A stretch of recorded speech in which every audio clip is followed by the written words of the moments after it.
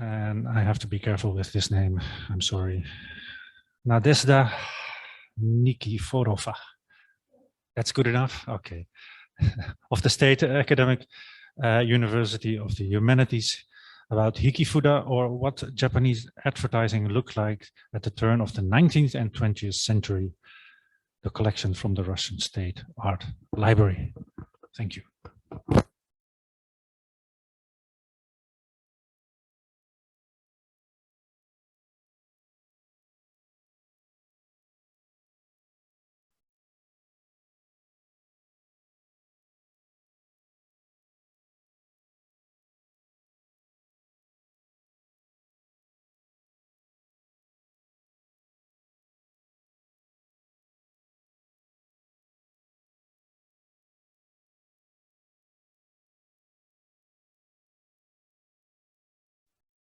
Years old, and this summer I got my master's degree from the State Academic University for the Humanities, and also for about 2 years I'm working in the iconography department of the Russian State Art Library, and this collection belongs to the library, so let me start.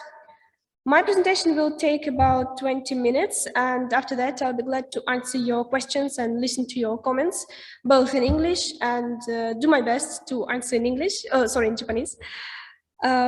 First of all, I'm going to tell you some words about the collection and the stamps on the reverse side. Then I'll answer the question, what is Hikifuda, and say something about its origin and production.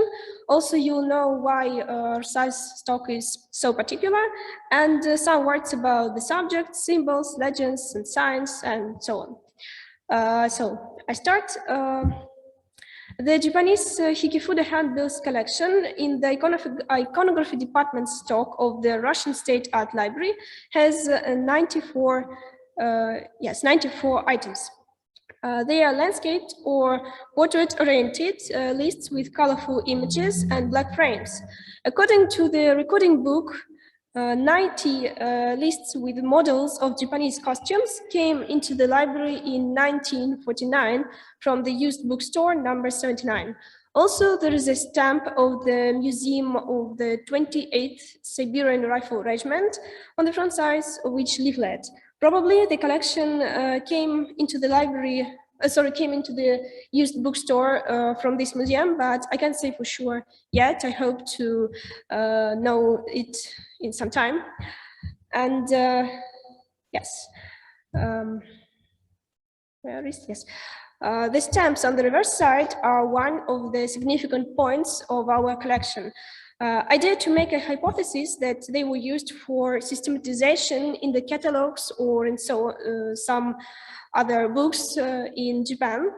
I also categorized them according to the Japanese system of weekdays. So you can see under the hieroglyph Nichi, the numbers after 300, so 301, 304, and so on.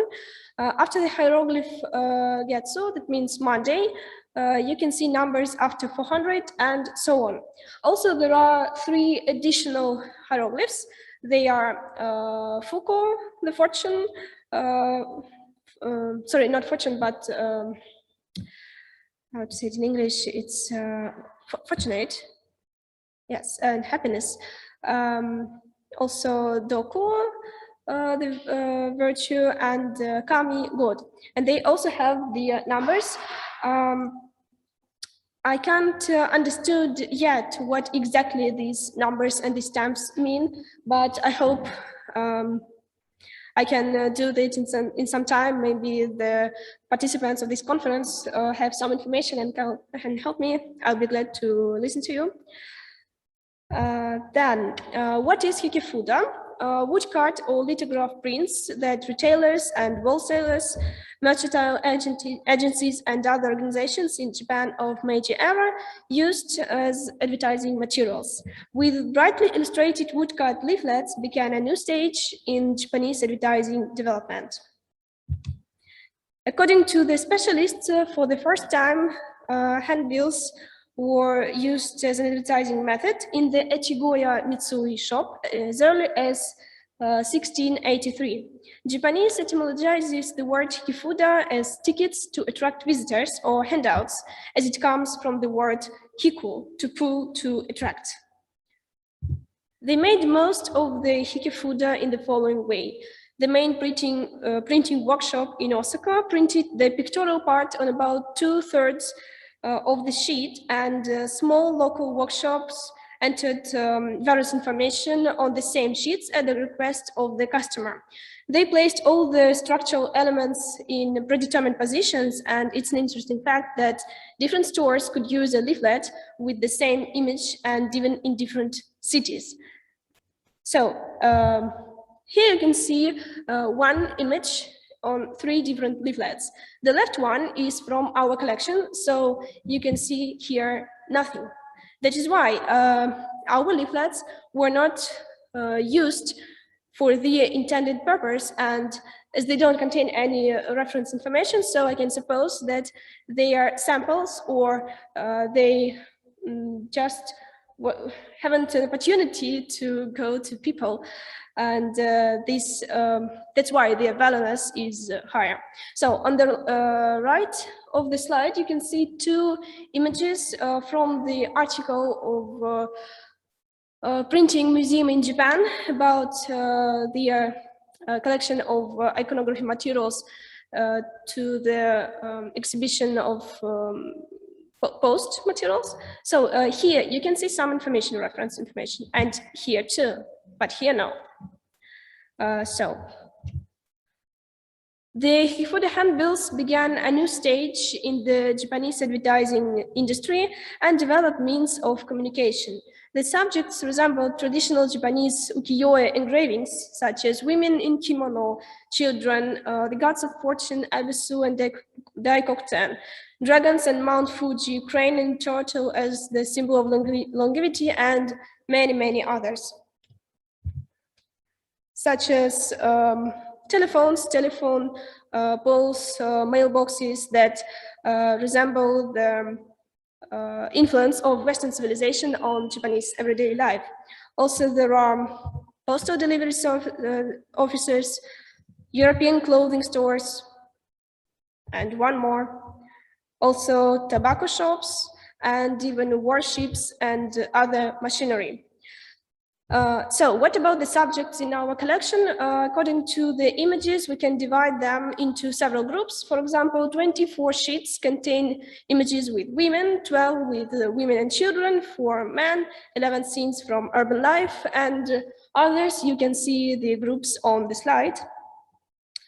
For example, also I can say that each leaflet contains a lot of symbols, references to different legends, myths, stories, scenes from Nor and Kabuki plays, and so on.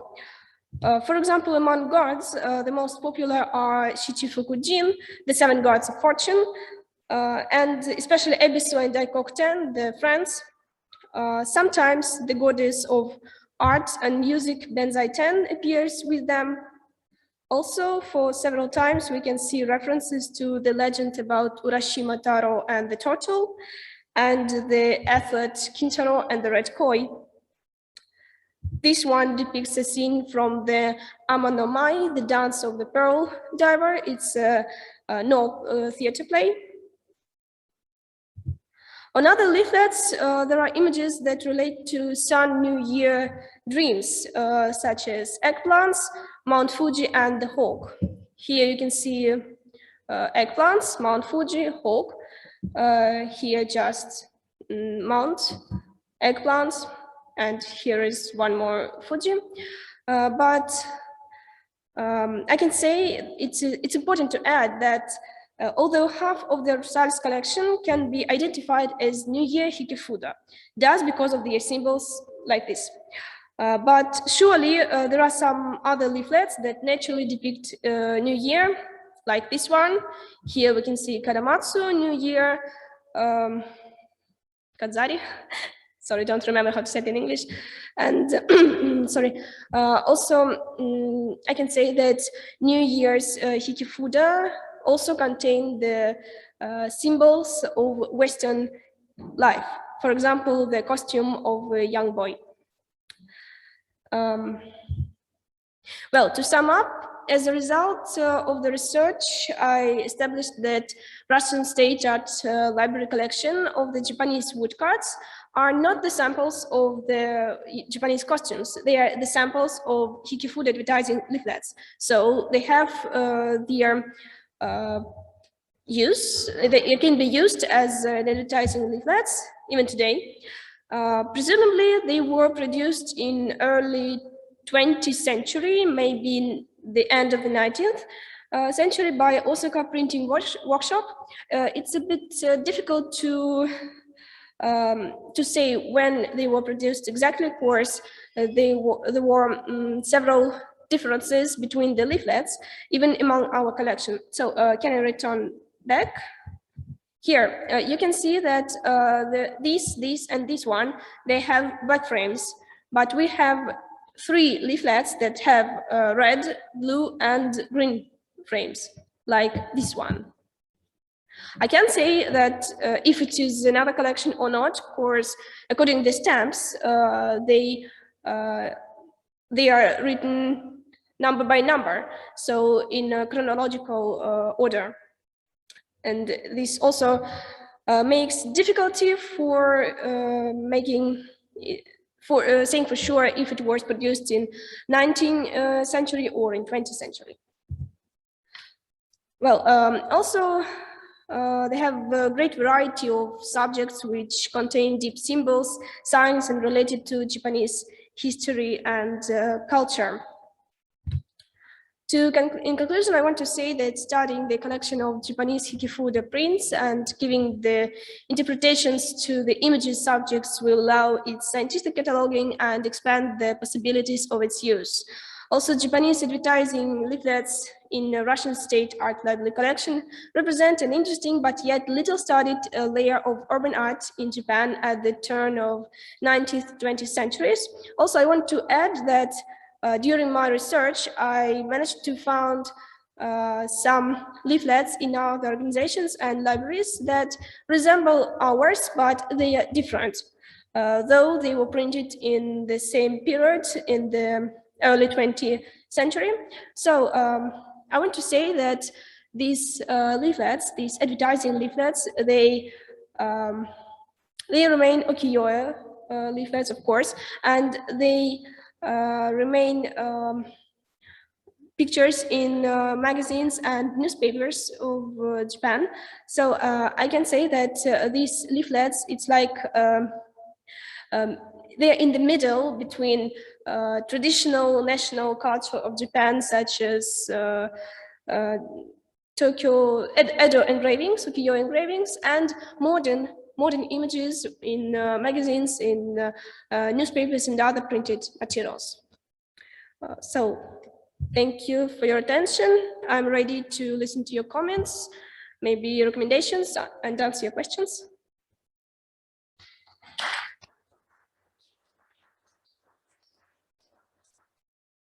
Thank you very much for your novelty topic, some new resources again. Some art lovers here with questions. Yes. Thank you. Thank you for your presentation. I've never seen a Hikifuda in my life, so I'm wondering, it's easy to take notice that the image is always placed on the right side and the space for the text is on the left side. So are they all like that? So is that a template for a Hikifuda in general? Thank you for your question. I can say for sure, of course, in my presentation, there are the most brightest, the most interests, and the best part of our collection. So we have also some Hikifuda without image at all, just frame. But this frame is has plants or flowers inside it. And also we have some images that don't have any space for reference information. So this space is moved into the image. For example, it may be a curtain, and out of this curtain looks a woman, but it's a curtain, and you can write some information there. I can say if it's a template or not, but I think it's one of the templates. Okay, maybe so. Thank you. Other questions? Yes. Thank you for this colorful presentation. I have a brief basic question about the paper. Is this paper thin, like for writing, or is it really like a postcard? So I mean, the paper. I mean, I can't see it from the image, right? So is it used? Is it supposed to be used for writing, or is it like a postcard, or is it really like a picture? Thank you. Thank you for your question. The paper is thin. I think it's thinner than paper, our modern paper for printer. And I can't say, no, I'm sure it's not washi, Japanese paper. Of course, it's a bit thicker than washi. But if you can look, maybe, yeah, here or here you can see strokes, some lines. Of course, these pages were scrambled and we have to plane them. So they are very thin, and sometimes we even have different parts of pages like here. So it's, yes, it's thin, and it's not a postcard. No, it's thin. It's. So let's use a microphone when we talk, so everybody can.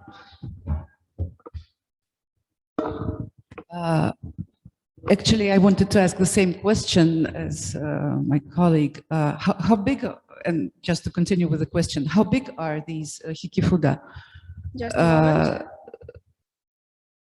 Because we cannot tell from the slides. Here are the sizes. Oh, we didn't pay attention. 33.8 to 22.5. So they are bigger than A4 sheet. Mm-hmm.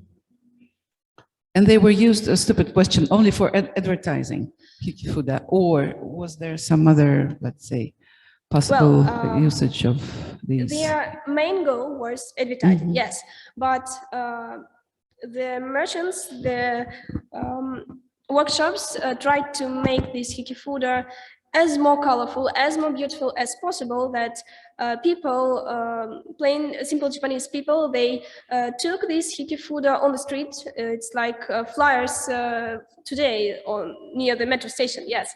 And but it's beautiful, so because they're made in Japan. People could put this Hikifuda on the walls in the house, in public baths, even on the door, everywhere. Of course, they're beautiful. It's like kakemono.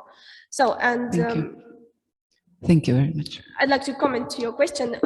They were not only used for advertising later. Sometimes magazines sent these leaflets to the regular customers with the opportunity to read about the goods, to select some goods, and to pay to the postal service. So it's like Amazon or eBay of the early 20th century. Okay, thank you. Do we have some online hands going? No questions online, people? We do still have a few minutes. Maybe some more discussion here. Maybe after some time there'll be questions. So here is my. They can always contact you. I don't know. Here is my email. Okay. They can write down. So I also have your information in my database, so people can contact the EAJRS if they want to contact you. I was just wondering, the style of these are very similar. So the ones you showed are all from one collection? Yes, they were taken, all the images in this presentation are from our collection. Yeah, from your collection, but also from the same publisher in Osaka. I think so, because so they maybe are they really were simple. taken Yes, as a batch. they remain each other, of course. When I found leaflets in other libraries. Sorry, I can't name it, of course, I promised them, but it's also our Russian library. And their leaflets were printed in 1905. Of course, they have a date. And it was an album, and their images were different from others. They look like more professional, I think. And other leaflets that I could find in on the auctions, on the internet, and so on, they look like more professional. So the colors, the images, the lines, the portraits of people, they were more European and more well depicted. Okay, thank you. If there are no, now there are questions, yes. Thank you for your interesting presentation. I just wanted to ask you, so Hikifuda are sent from some organization to customers. It's never person to person. I cannot write a letter on the left-hand side and send it to you. It's always one organization orders to a printing company to print for the organization and then distributes to potential customers. Did you understand my question? Yes, I understood you. Surely, usually the customers, they are the merchants or the shop owners. So they came to the workshop, maybe Osaka, maybe in some other local cities. They came here, they can see albums, they can see catalogs with these leaflets, and they can order. So one merchant can come to the workshop and say, I want this for these 10 units, this 12, and so on. And they print for them with their reference information. So I think that it's not one organization. I think there were different stores with these leaflets, and some merchants, some shop owners can come to their workshop and order them. Right, but it's not from me to you. It's no, it's not a letter. Okay. Yes, it's a flyer for advertising. Right. Yes.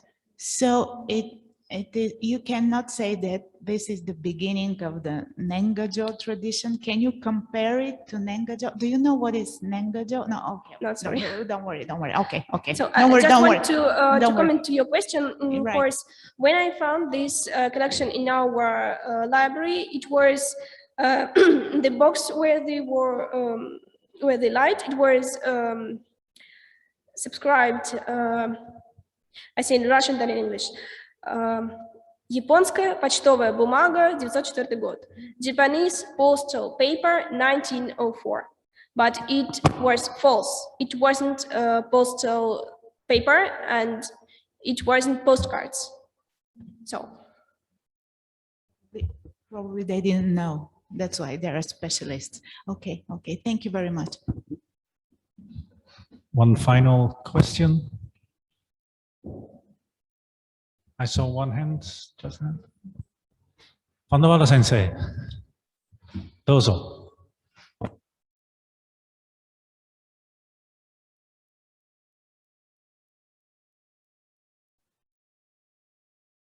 Moshi moshi.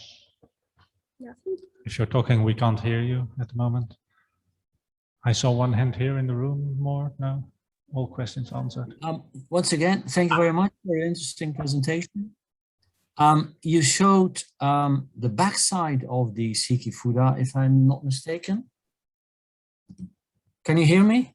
Yes. Can you repeat, please? It was. Yes. There were stamps, you said, on the backside of these Hikifuda. And I saw one slide in your PowerPoint that, mentioned these, days of the week. And then Fuku, Toku, Shin, or Jin. How do I interpret? How do I have to interpret that? Is this a kind of numbering? I mean, what do these days of the week mean? And then there was a figure underneath. Can you show that slide once more? Yes, I'll try to find it. Maybe here.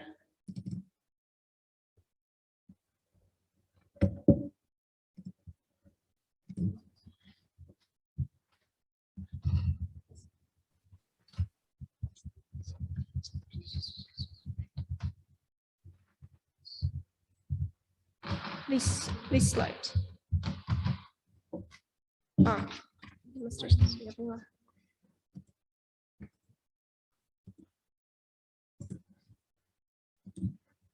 This slide, yes?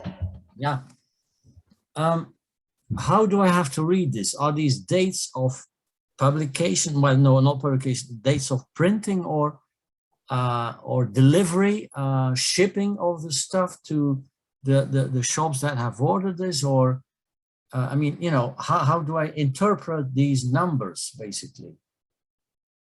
Well, I get your question, and this is the biggest part of my research that I haven't researched yet.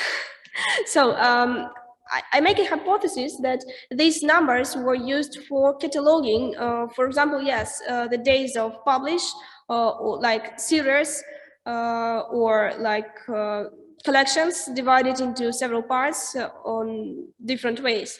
So of course, in that library that I can't name, they also have the same stamps, but these stamps contain. I tried to read it and analyze that if you gather all the stamps from their library in chronological order, you can read the phrase something about long life of Japan in Meiji era.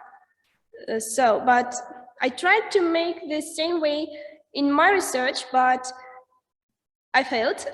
Of course, I think it's truly weekdays, of course, Sunday, Monday, Tuesday, Thursday, and so on, but we lack Wednesday here. So it's another part of my research that I have to research.